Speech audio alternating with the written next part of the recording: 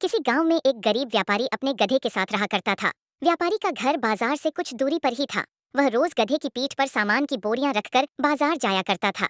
व्यापारी बहुत अच्छा और दयालु इंसान था और अपने गधे का अच्छी तरह ध्यान रखता था। गधा भी अपने मालिक से बहुत प्यार करता था, लेकिन गधे की एक समस्या थी कि वह बहुत आलसी था। एक दिन व्यापारी नमक की बोरियां गधे पर लाद कर शहर की ओर नदी पार करके जा रहा था।